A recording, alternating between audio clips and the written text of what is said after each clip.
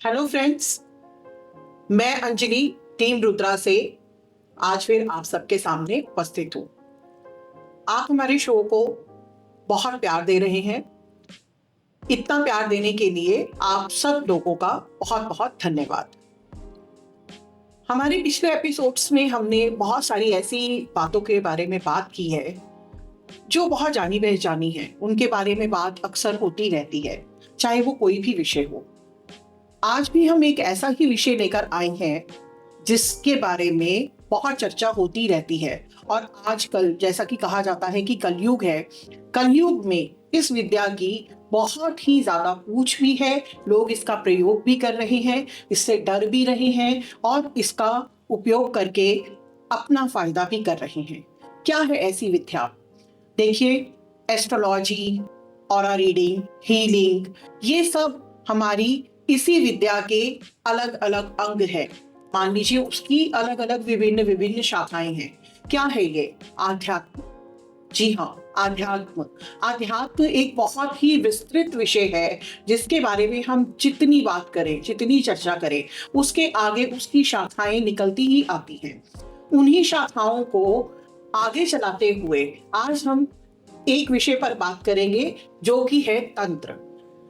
जी हाँ, तंत्र। तंत्र आज के जमाने में बहुत ही चर्चित है, लेकिन तंत्र की बात हम हर किसी आम इंसान से नहीं कर सकते। तंत्र एक ऐसा विषय है जो बहुत ही कठिन विषय है, उसे साधना पड़ता है, तो हम उसके बारे में किसी साधक से ही बात कर सकते हैं। आइए इस तंत्र के बारे में आज के हमारे मेहमान स्वामी श्री जितेंद्रिय जी महाराज जी से बात करते हैं और उनका हमारे स्टूडियो में स्वागत करते हैं। आपका बहुत बहुत स्वागत। नमस्कार। नमस्कार। गुरु जी, जिस तरह से आप एक साधक है और साधक जो है बहुत सारी साधनाएं करते हैं और अपने जीवन को आगे लेकर जाते हैं, तो थोड़ा सा हम आपके विषय में जानना चाहते हैं कि आपकी ये यात्रा कहाँ से शुरू हुई और आज कहाँ तक पहुंची है। बिल्कुल जी। मैं अध्यात्म गुरु स्वामी जितेंद्र महाराज। शुरुआत में मैंने भी आम इंसान की तरह जिंदगी जी थी, जिस तरीके से आम इंसान होता है, अपने काम करता है, दिनचर्या जिसकी होती है उसी तरीके से। लेकिन मेरे जीवन में एक घटना घटी थी कि जिसने मुझे पूरा ही बदल दिया। कुछ दिव्य शक्तियां मेरे पूर्वजों के द्वारा मिली थी। जब मेरे पापा का स्वर्गवास हो गया था तो उनकी कुछ दिव्य शक्तियां मुझे मिली और उस दिन के बाद से मेरा जीवन बदलना शुरू हो गया था। उन दिव्य शक्तियों ने मुझे मार्गदर्शन दिया, आगे बढ़ाया, अध्यात्म के बारे में बढ़ाया, शक्तियों के बारे में बताया, ज्ञान दिया, इस जगत की गुप्त विद्याएं होती हैं उनके बारे में बताया और मेरा मार्गदर्शन करते चले गए। इस तरीके से मैं आगे बढ़ता चला गया और मैंने बहुत सारी विद्याएं भी सीखी और बहुत सारे सिद्धियां भी ली हैं। यहाँ तक कि मैंने बंगाली विद्याएं भी सीखी थी। इस विद्या को सीखने के लिए मैंने देश विदेश की यात्रा भी की थी। जहाँ से जो मुझे सीखने को मिला मैंने वो सब सीखना शुरू कर। जी, तो मतलब काफी रोचक रही आपकी यात्रा। मतलब आपने कई जगह भ्रमण किया और इस तरह से आप अपनी यात्रा को यहाँ तक लेकर आए। गुरुजी, हम जानना चाहते हैं कि आजकल एक बहुत ही चर्चित विषय है जिसे तंत्र कहा जाता है, जिससे अधिकतर तो लोग डरते ही हैं। तंत्र का जहाँ नाम आ जाता है तो लोगों के चेहरे पे एक भय की भावना नजर आनी शुरू हो जाती है कि जैसे तंत्र नहीं हुआ, क्या हो गया। तो क्यों इस छोटे से शब्द से लोग इतना डरते हैं? बेसिकली देखा जाए तो तंत्र को जिस तरीके से प्रस्तुत किया जा रहा है वो एक गलत तरीका है। लेकिन तंत्र एक ऐसी विद्या है जिससे आप अपना और अपने परिवार का उद्धार कर सकते हैं। जब मैंने अपनी अध्यात्म यात्रा शुरू करी तो मैंने दिव्य शक्तियां जब मुझे मिली, दिव्य साधना मैंने जी की, तो वो भी तंत्र के माध्यम से था। तंत्र गलत नहीं है, लेकिन गलत तरीके से उसको प्रस्तुत किया गया है। जैसे साधु बन जाना, गौरी बन जाना, जो ढोंगी होते हैं, कुछ अपना भेष इस तरीके से बना लिया, लोगों को डराना, डरा के पैसे लेना। तो इसी तरीके की छाप लोगों के मन में, उनके मस्तिष्क में छपी हुई है, इसलिए लोग तंत्र से डरते हैं। बल्कि तंत्र में शिव और माता काली की ही साधना होती है। माता काली को और शिव को प्रसन्न किया जाता है अपनी मुक्ति के लिए। जैसे हमारे और भी देवी देवता हैं, भगवान विष्णु हैं, उनकी भी साधना होती है, उनकी भी पूजा होती है, वैष्णव धर्म में भी होती है, सभी पंथों में भी होती है। लेकिन काली और शिव के जो सौम्य स्वरूप है, उग्र स्वरूप है, शमशान के स्वरूप है, तो उनको जागृत करके उनके माध्यम से अपनी ऊर्जा का तालमेल बना के अपनी आत्मा का कनेक्शन बनाते हैं, अपनी आत्मा को जोड़ते हैं और काली की साधना करते हैं। तो इस तरीके से होता है, ये अपनी मुक्ति के, अपने मोक्ष के द्वार को ले जाते हैं। जी। शिव और शक्ति का इसलिए होता है क्योंकि शिव और शक्ति, माता काली का वास शमशान घाट में होता है और हमारी अंतिम यात्रा भी शमशान में जाती है। तो शिव, भगवान शिव और माता काली की सब पूजा इसीलिए की जाती है ताकि हमें मोक्ष प्राप्त मिल सके, क्योंकि यहाँ से सीधा मोक्ष का संबंध आपका शमशान से होता है, मोक्ष का संबंध शिव और शिव काली से होता है, क्योंकि शिव और शक्ति दोनों एक ही हैं और वो माता काली और भगवान शिव है। जी, तो ये बताइए गुरुजी, जिस तरह से मतलब आप कह रहे हैं कि तंत्र का मतलब है शिव और शक्ति, तंत्र के कितने प्रकार होते हैं? तंत्र देखा जाए तो 6 प्रकार होते हैं, जिसको हम षष्कर्म बोलते हैं: मारण, मोहन, उच्चाटन, वशीकरण, स्तंभन और विद्वेषण। तो आजकल देखा जा रहा है कि भाई ये सारे के सारे षष्कर्म प्रयोग में ले आ जा रहे हैं। तंत्र को वैसे तो दुरुपयोग नहीं करना चाहिए, लेकिन इनकी शक्तियों का कुछ गलत तरीके से इस्तेमाल किया जा रहा है। आजकल देखा जा रहा है कि समाज में कि हम अपनी कोई भी जरूरत पूरी करनी है, कोई भी इच्छा पूरी करनी है, छोटी से छोटी जरूरत हो गई, हमारा काम नहीं बन रहा, या फिर हमें किसी शत्रु से बदला लेना है, या किसी भी तरीके से उसको परेशान करना है, तो वो सारे के सारे तंत्र का इस्तेमाल कर रहे हैं।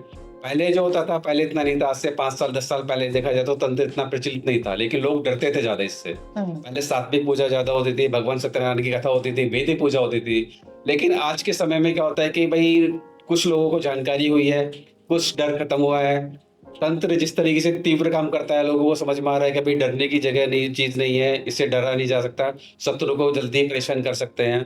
तो इसलिए लोग आज के समय में तंत्र का प्रयोग ज्यादा कर रहे हैं, और जिस तरीके से प्रयोग कर रहे हैं वो बहुत ही खतरनाक और बहुत ही गंदे तरीके से हो रहा है। जी, देखिए दोस्तों, कोई भी विद्या बुरी नहीं होती है। जैसा कि गुरुजी ने बताया कि तंत्र विद्या बुरी नहीं है, लेकिन उस तंत्र विद्या को करने वाले किस तरीके से उसका प्रयोग कर रहे हैं, है ना, ये तरीका कितना सही और कितना गलत है, ये उसकी भावना पे डिपेंड करता है। साधक की तो भावना पे। कोई भी विद्या बुरी विद्या नहीं होती है। उस विद्या को इस्तेमाल करने वाला व्यक्ति विशेष उसे किस इंटेंशन से यूज कर रहा है, ये उस पे हमारा डिपेंड करता है। गुरुजी, आजकल जो तंत्र का प्रयोग किया जा रहा है, जैसा आप कह रहे हैं कि लोग अपनी हर छोटी से छोटी जरूरत को पूरा करने के लिए तंत्र का प्रयोग करते हैं, तो आप ये बताएं कि हमारे आज के समाज पर, आज के लोगों पर इस तंत्र का क्या प्रभाव पड़ रहा है? आज के समाज पे तंत्र का प्रभाव ये है कि जितनी भी हमारे समाज में, परिवार में नकारात्मकता है, वो तंत्र के माध्यम से है।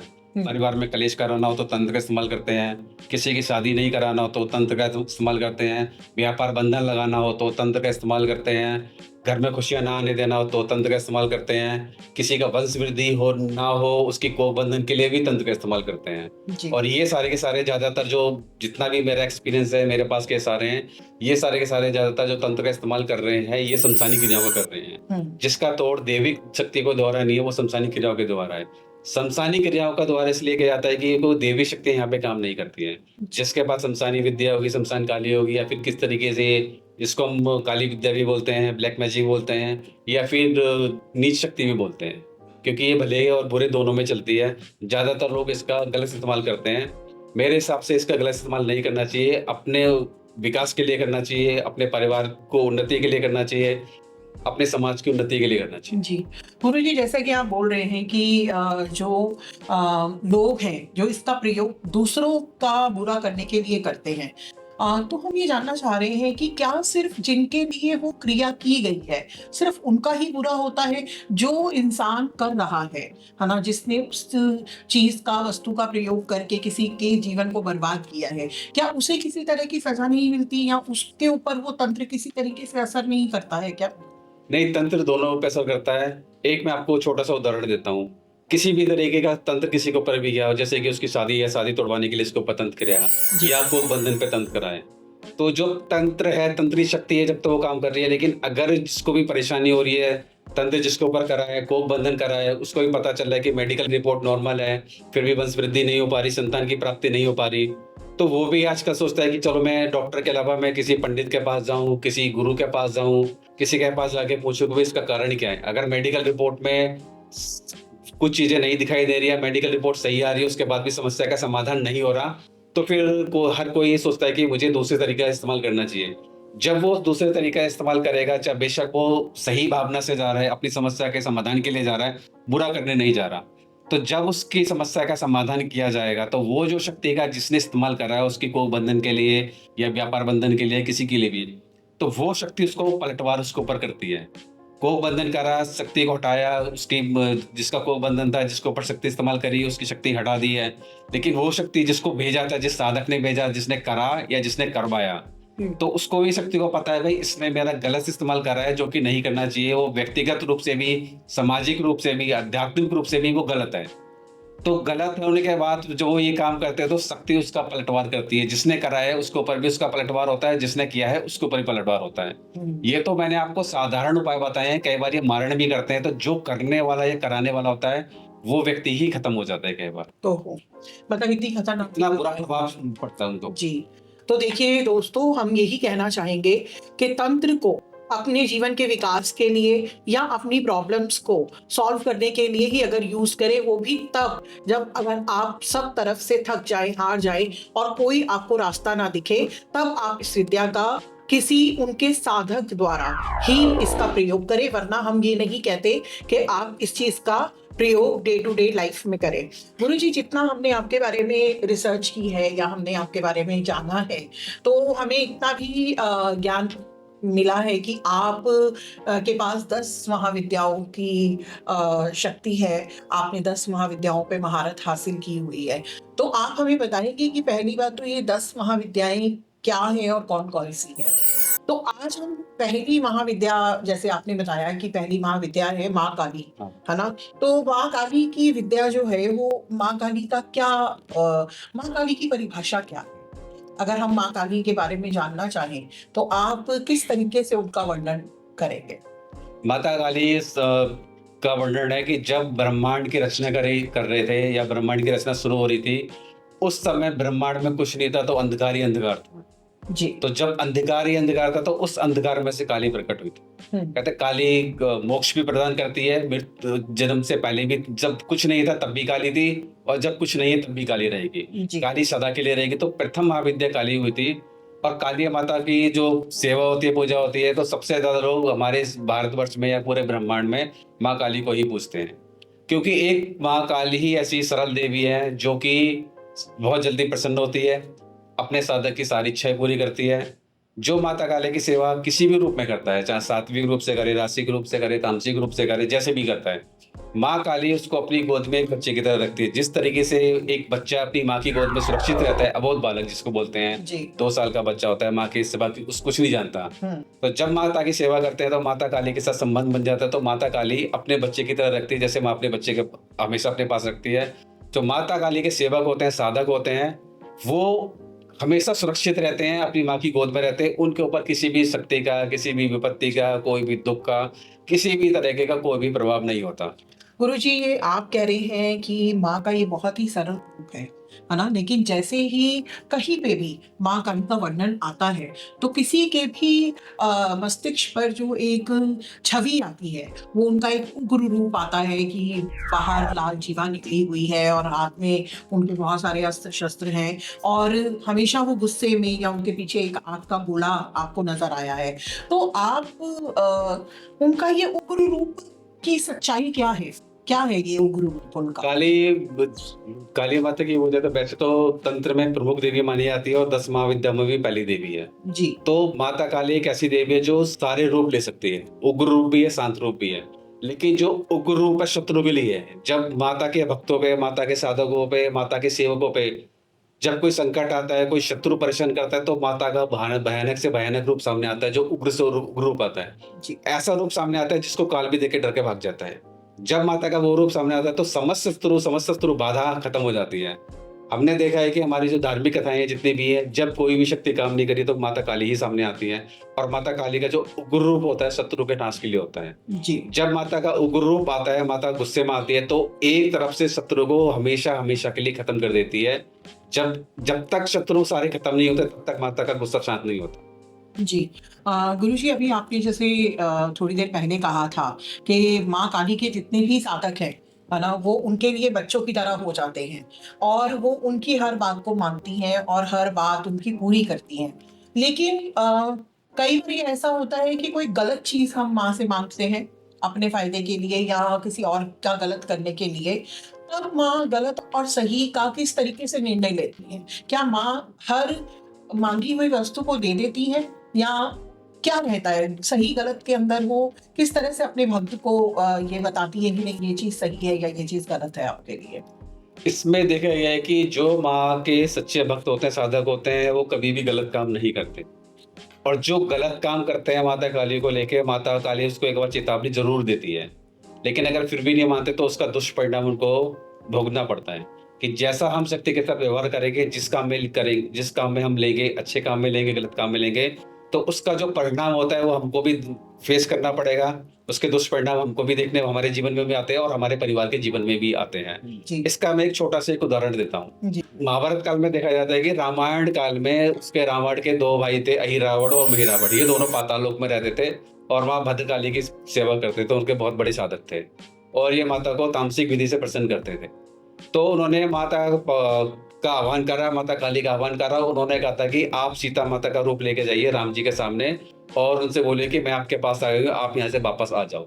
तो माता ने उनको समझाया भी कि ये गलत है, मैं ऐसा नहीं कर सकती, लेकिन उन्होंने माता को जबरदस्ती, मतलब माता ने वचन दिया था, तो वचन पालन करने के लिए माता सीता का रूप लेके भद्रकाली राम जी के पास आ गई थी, लेकिन राम जी ने पहचान लिया था, तो उनको जाना पड़ा। फिर उसके बाद ये घटना हुई थी, ये तो उन्होंने माता काली को जबरदस्ती भेजा था। दूसरी घटना ये होती है कि जब अहिरावण और महिरावण भगवान राम को और लक्ष्मण को ले गए थे बलि देने के लिए, तब हनुमान जी आए थे। तब वहाँ पे हनुमान जी भी समझ नहीं पा रहे थे कि क्या क्या करना है। तब माता काली ने ही बताया था कि जो 5 दिए जले हुए हैं, आप इसको बुझा दोगे एक फूंक में, तो इनका वध हो जाएगा। जी।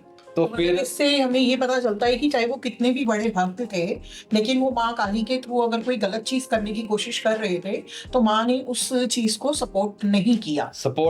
और उसके बाद फिर उन्होंने दिए बुझाए थे, तो भगवान हनुमान जी ने उन दोनों का वध किया था और काली को ही इन दोनों की बलि चढ़ा दी थी। ओहो, तो अच्छा। जिस तरीके से वो भगवान राम की बलि, लक्ष्मण जी की बलि देना चाह रहे थे, तो उस तरीके से उन्होंने गलत करा, माता काली को गलत इस्तेमाल करा, तो उनकी बलि माता ने खुद ले ली। अच्छा। तो जिस तरीके से वो गलत काम करते हैं, दुष्परिणाम करते हैं, शत्रुओं को परेशान करते हैं, तो उनके साथ वैसा ही होता है जिस भावना से वो कार्य करते हैं।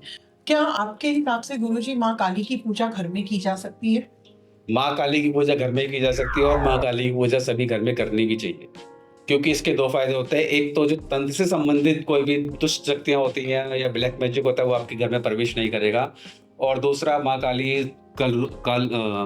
कलयुग में जागृत देवी हैं और माँ काली बहुत जल्दी प्रसन्न होती है।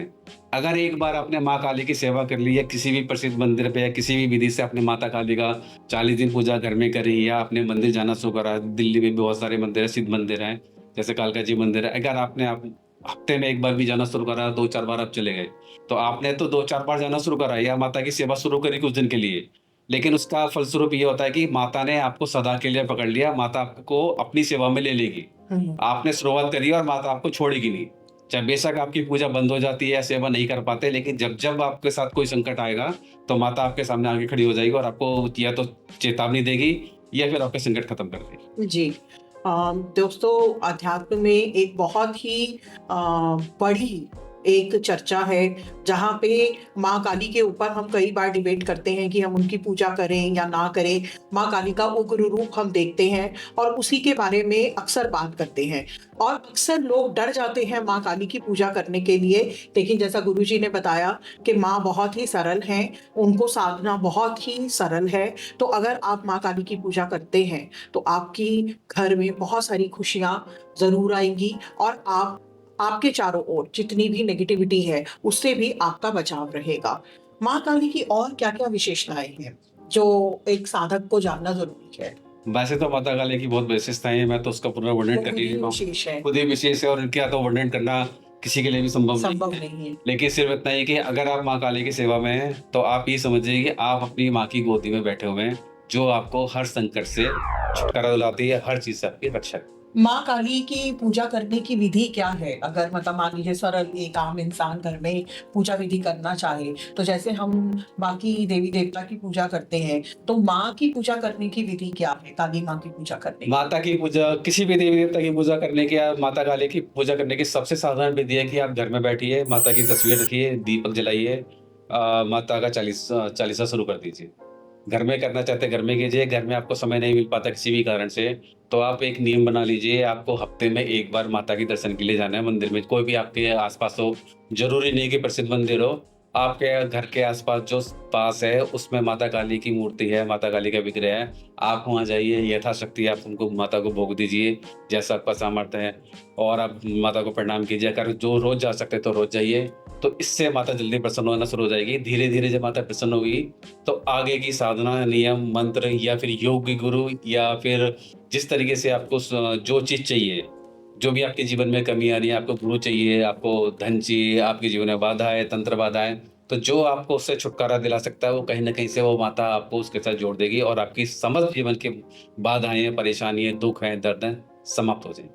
हाँ जी। गुरुजी, हमने अक्सर देखा है कि पूजा के साथ साथ हवन का भी बहुत महत्व है।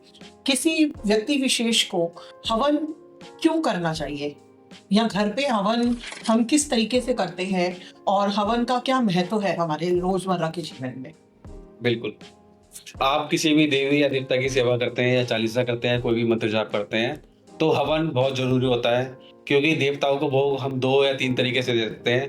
पहला होता है कि जिस भी मंत्र का जाप कर रहे हैं, जिस भी मंत्र का जाप कर रहे हैं, जिस भी देवता की सेवा कर रहे हैं, तो उस मंत्र से या उस देवता के नाम से उसमें आहुति डालेंगे तो वो अग्नि के द्वारा भोग देवता तक पहुँचता है। दूसरा होता है कि ब्राह्मण के द्वारा भोग देवता तक पहुँचता है। तीसरा होता है कि गौ माता को, जो भी हम किसी ब्राह्मण तीसरा भोग होता है कि गौ माता को हम भोजन देते हैं। हम किसी भी देवी देवता के निमित्त उसका नाम लेके, भाई हम इस देवता को भोग दे रहे हैं, गौ माता इसको पहुंचा दो, या गौ माता को खिला देते हैं, तो उसके द्वारा पहुंचता है। जी। तो हवन सबसे महत्वपूर्ण इसलिए होता है कि सबसे पहला तो देवता को आप सीधा सीधा अग्नि के द्वारा भोग दे सकते हो। दूसरा होता है कि आप हवन कर रहे हो तो देवता इससे जल्दी प्रसन्न होते हैं। जी। तीसरा होता है कि घर में वातावरण शुद्ध हो जाता है। इसमें हवन में कुछ जड़ी बूटियां होती हैं, कुछ विशेष जड़ी बूटियां होती हैं, सुगंधित फूल होते हैं, तो उससे क्या होता है कि घर की नकारात्मकता खत्म होती है और सकारात्मकता आती है, और घर में आपके एक माहौल होता है, बहुत खुश होता है, एक जो माहौल होता है बहुत अच्छा हो जाता है। तीसरा होता है कि अगर आपके किसी भी कारण से किसी भी कोने में कोई गुप्त शक्ति या कोई काली शक्ति या कोई ऐसी शक्ति है जो आपके जीवन में बाधा डाल रही है, आपको समझ में नहीं आ रहा, तो उस धुएं में आपने हवन में आहुति दी, देवता के नाम से दी, देवी के नाम से दी, किसी के नाम से भी दी, तो उस मंत्र की जो आहुति है, आहुति तो देवता ने स्वीकार कर ली, और जो धुएं के रूप में जो सूक्ष्म जड़ी बूटियों का सुगंध है, देवताओं की जो सकारात्मक ऊर्जा है, वो धुएं के रूप में घर घर में फैल जाती है। जब वो चारों कोनों में, हर दिशा में फैल जाएगी, कमरे में फैल जाएगी, तो हर कोने से, हर जगह से आपकी नकारात्मकता खत्म हो जाती है। जी। दोस्तों, ये आपने देखा कि हमारे रोजमर्रा के जीवन में हवन का भी एक बहुत ही अच्छा महत्व है, और जैसा गुरुजी कह रहे हैं कि हवन करने से देवी देवता जल्दी प्रसन्न होते हैं और घर की पूरी नेगेटिविटी जल्दी से निकल जाती है। गुरुजी ने अपने द्वारा निर्मित एक सामग्री का निर्माण किया है जो हमारे सामने पड़ी है, और यदि आपको भी ये सामग्री चाहिए हो और गुरुजी से आप संपर्क में आना चाहते हो, अध्यात्म के बारे में, माँ काली के बारे में, या 10 महाविद्याओं के बारे में, तंत्र के बारे में और ज़्यादा जानकारी आप लेना चाहते हो, या उनसे सलाह मशवरा करना चाहते हो, तो उनका नंबर हमारी स्क्रीन पे लगातार चल रहा है, और ये सामग्री उनसे लेने के लिए आप उस नंबर पे कॉल कर सकते हैं और एक बार इस सामग्री का प्रयोग करके अपने घर के वातावरण को शुद्ध कर सकते हैं। गुरुजी, जैसा कि हम देख पा रहे हैं ये सामग्री, तो इस सामग्री की क्या विशेषता है जो आपने निर्मित की है? किस तरह से ये निर्मित की गई है और क्या इसकी विशेषता है? इसकी विशेषता ये है कि इसमें मैंने बहुत सारी जड़ी बूटी डाली है।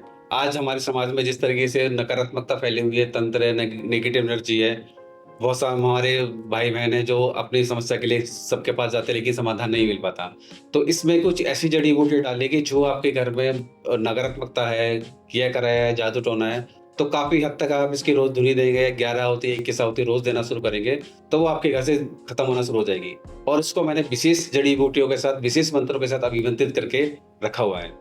तो इससे हवन करने से, आप हवन भी नहीं करेंगे तो इसकी धुनी भी देना शुरू कर देंगे, उससे भी आपकी बहुत सारी जीवन में जो बाधा चल रही है, परिवार में जो बाधा चल रही है, पारिवारिक कलेश चल रहे हैं, वो सारे के सारे धीरे धीरे खत्म होना शुरू। जी। और जैसा गुरुजी कह रहे हैं कि हवन करने से देवी देवता जल्दी प्रसन्न होते हैं और घर की पूरी नेगेटिविटी जल्दी से निकल जाती है। और यदि आपको भी ये सामग्री चाहिए हो और गुरुजी से आप संपर्क में आना चाहते हो, अध्यात्म के बारे में, माँ काली के बारे में या 10 महाविद्याओं के बारे में, तंत्र के बारे में और ज़्यादा जानकारी आप लेना चाहते हो या उनसे सलाह मशवरा करना चाहते हो, तो उनका नंबर हमारी स्क्रीन पे लगातार चल रहा है और ये सामग्री उनसे लेने के लिए आप उस नंबर पे कॉल कर सकते हैं और एक बार इस सामग्री का प्रयोग करके अपने घर के वातावरण को शुद्ध कर सकते हैं।